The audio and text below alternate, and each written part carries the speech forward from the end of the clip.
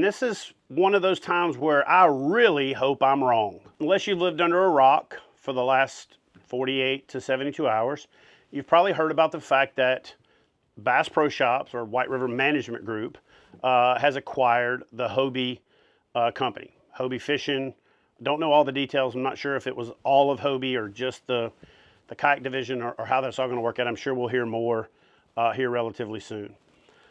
I think there's an opportunity, and we're at a fork in the road where this thing could go one of two ways. It could be one of the best things that ever happened to kayak fishing, or it could be one of the worst. And I think that where Hobie's at right now with reputation and warranty fulfillment and frustration and product fatigue and all of the things that have plagued them for the last 18 months, I'm hoping that Bass Pro Shop comes in to light a fire under that resurgence, right? And I know a lot of people are going to say, dude, what do you mean? Isn't it better for you as a bona fide guy if Hobie just kind of like goes away? And the answer to that question, intuitively, is probably yes.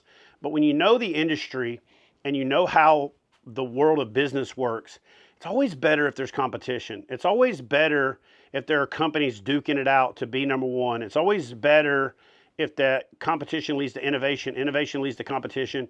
And when there's competition and innovation, we as consumers all win. And I will always, first and foremost, be a consumer, a participant, a person in this sport more than trying, to be the business owner in the sport, a leader, any of those other things.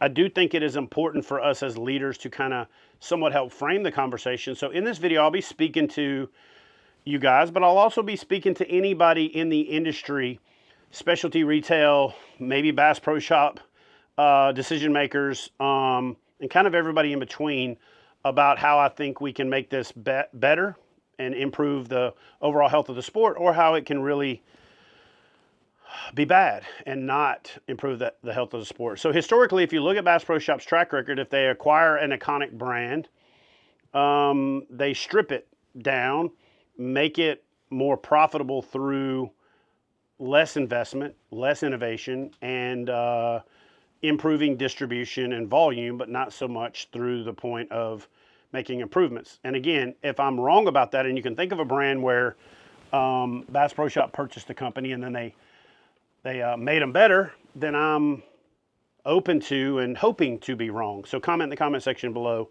and let me know if there's an instance where that happened.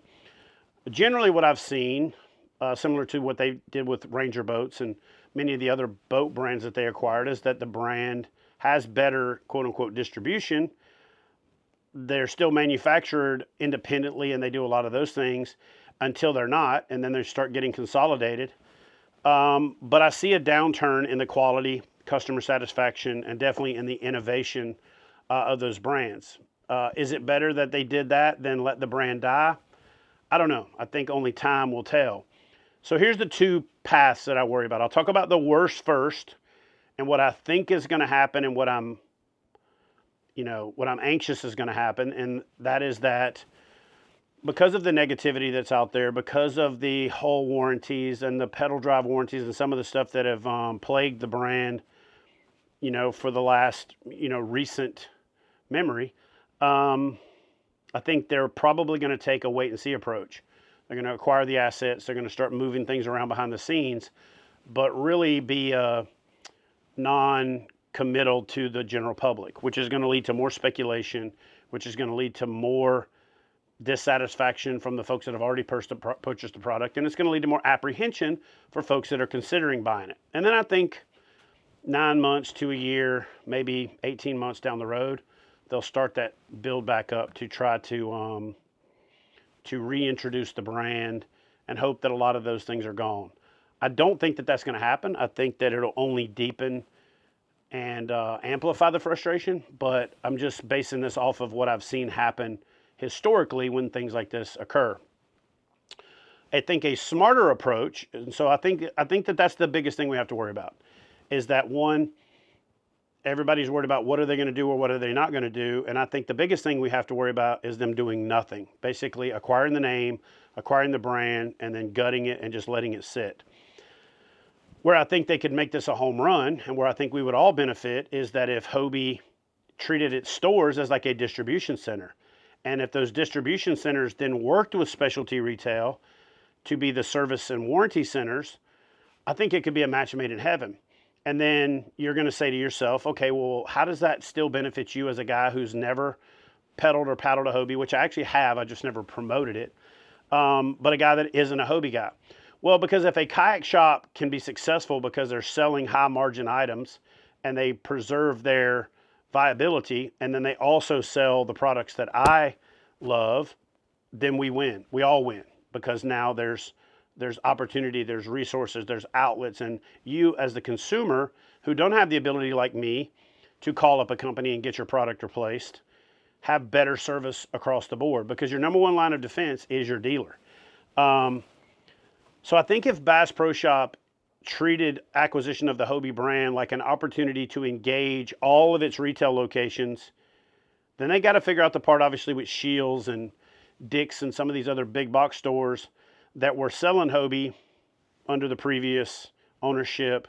I imagine that's going to be probably one of the more complicated things to navigate. And then whether they maintain their headquarters in California and their manufacturing facility in Mexico, or if they move it to Missouri or Arkansas, where a lot of their stuff is already manufactured, I think those are the pieces behind the scenes that are going to compound any of these decisions. But here's a perfect storm of how I think this could be beneficial to both Hobie the brand and us as consumers. If they treat each store like a distribution point and they ship to those distribution points, saving the specialty retailers within that region a significant amount of money on freight, a significant amount of money on upfront investment that they have to make in order to carry the Hobie brand, and then they can create a symbiotic relationship where Hobie's or Bass Pro Shop is the retail outlet that sells the boat, then the shop is the place that you get it accessorized, outfitted, rigged, warranted, and things like that. I think that that could be a match made in heaven. The problem and the reason that I'm cautiously optimistic about that outcome is I feel like there's going to be a lot of negativity from specialty retail, which is going to make it hard to get this kind of a deal done. And I also don't know that Bass Pro Shop will enter into that strategy in a timely enough manner that it'll matter. In other words, if they come in and they bully shops and then those shops go away, or if those shops then dig their heels in, then it doesn't matter if you offer that program down the road. So for me, I see the most likely outcome that the brand survives, the name is preserved, but it never achieves the level of notoriety or iconic status that it once had, and that the innovation is gone and it just becomes a status quo brand, similar to what's happened with Ranger Boats and Triton and some of the other acquisitions that they've made. I could be wrong, and I hope to be wrong, because I hope the outcome is that they invest in growing a specialty premium product line the way that it was handled when it was at its peak of success, and how it was a category defining and category changing brand. So I'm looking forward to that innovation coming back. I'm looking forward to that competition coming back. I'm looking forward to, having that energy back in the sport that I love so much. And I hope, and I think that most of you guys probably are as well. So here's my question to you. Do you think it's going to be a good thing? Do you think it's going to be a bad thing? Or are there so many variables at play? Only time will tell.